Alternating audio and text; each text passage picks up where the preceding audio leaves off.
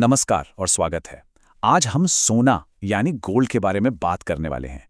एक ऐसी कमाल की धातु जिसकी चमक और जिसकी कशिश सोचिए हजारों सालों से बिल्कुल वैसी ही बनी हुई है।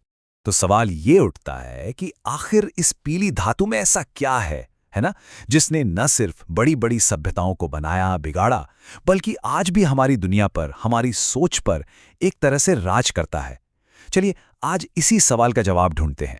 अब इसकी कीमत को समझने के लिए सबसे पहले ये देखना होगा कि भाई ये सारा सोना जाता कहाँ है। देखिए दुनिया में जितना भी नया सोना निकलता है ना, उसका करीब करीब 50% मतलब आधा तो सीधा गहनों में चला जाता है।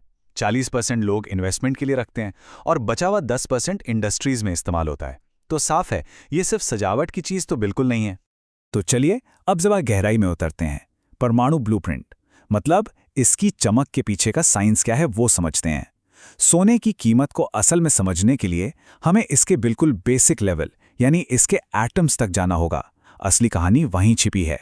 सोने की सबसे पहली और सबसे बड़ी सुपर पावर है इसका मैलिएबल होना। अब इसका मतलब क्या है? सीधा सा मतलब है कि आप इसे हथौड़े से पीटते जाइए और ये बिना टूटे एकदम पतली, कागज से भी पतली चादर में बदल जाएगा। और कहानी यहीं खत्म नहीं होती। पीटने के अलावा इसे खींचने पर भी ये कमाल का है। सोना बहुत ज्यादा डक्टाइल होता है, मतलब इसे खींचकर आप इतना महीन तार बना सकते हैं जिसकी आप कल्पना भी नहीं कर सकते। और ये बात बहुत जरूरी है, सोना दुनिया की सबसे ज्यादा मैलिएबल धातु है। मतलब कोई भी दूसरा मेटल इतना पतला नहीं पीटा जा सकता जितना सोना। और बस इसी एक खूबी का इस्तेमाल सदियों से कलाकारी और खूबसूरत चीजें बनाने में होता आ रहा है। अब जरा इसकी दूसरी खूबियों पर भी नजर डालते हैं। इसका सिंबल तो AU है और एटॉमिक नंबर 79। लेकिन जो असली बात है वो ये कि ये किसी दूसरी चीज से जल्दी रिएक्ट नहीं करता। मतलब इसमें कभी जंग नहीं लगता, ये कभी खराब नहीं होता। ये बहुत भारी मतलब घना होता है और इसे पिघलाने के लिए भी 1063 डिग्री सेल्सियस जितनी गर्मी चाहिए। और हाँ, ये हीट और इलेक्ट्रिसिटी का एक शानदार कंडक्टर भी है। ठीक है, तो ये तो हो गई साइंस की बातें। अब देखते हैं कि ये सारी प्रॉपर्टीज असल दुनिया में काम कैसे आती हैं, यानी गुणों से व्यावहारिकता तक। तो जैसा हमने कहा, सोना नर्म है और इसे किसी भी शेप में ढालना बहुत आसान है। बस इसीलिए इससे इतने सुंदर और बारीक डिजाइन वाले गहने बन पाते हैं।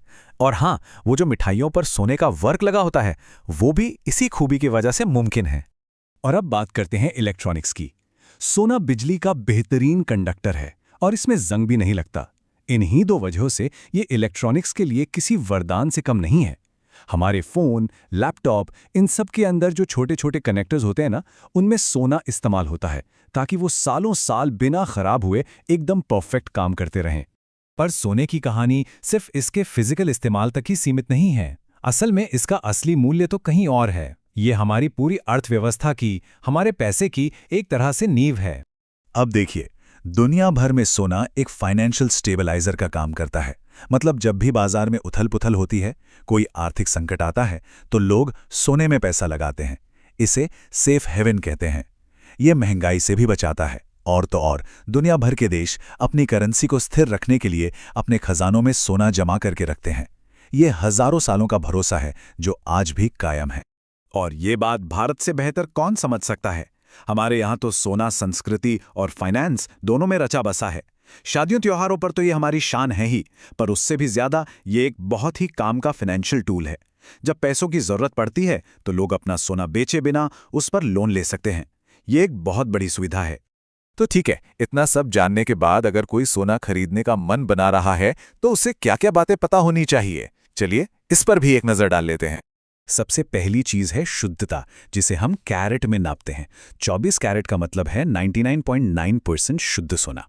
लेकिन ये इतना नरम होता है कि इससे गहने नहीं बन सकते, वो मुड़ जाएंगे।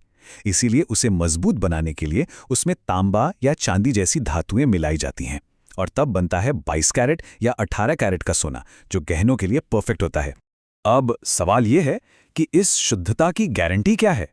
उसके लिए होता है हॉलमार्क। ये एक सरकारी मोहर है जो बताती है कि सोना उतना ही शुद्ध है जितना बताया जा रहा है। जैसे अगर गहना 22 कैरेट का है तो उस पर 916 का कोड होगा। ये देखना बहुत जरूरी है। और यहाँ एक छोटा सा टिप है जिससे आप गहनों की सही कीमत का अंदाजा लगा सकते हैं। सबसे पहले उस दिन का 24 कैरेट सोने का भाव पता कीजिए। फिर उस भाव को 24 से डिवाइड कर दीजिए। इससे आपको 1 कैरेट का दाम मिल जाएगा। अब बस उसे अपने गहने के कैरेट से, मान लीजिए 22 या 18 से मल्टीप्लाई कर दीजिए। आपको सोने की असली कीमत पता चल जाएगी। तो हमने देखा कि कैसी अपने एटॉमिक स्ट्रक्चर से लेकर ग्लोबल फाइनेंस में अपनी भूमिका तक सोने की कीमत कई परतों में बनी है। ये हमें एक बहुत ही दिलचस्प सवाल पर लाके छोड़ता है। आज के इस डिजिटल करेंसी और नई नई टेक्नोलॉजी के ज़माने में क्या सोने की ये हज़ारों साल पुरानी चमक हमेशा ऐसी ही बनी रहेगी? इसका जवाब तो खैर वक्त ही देगा।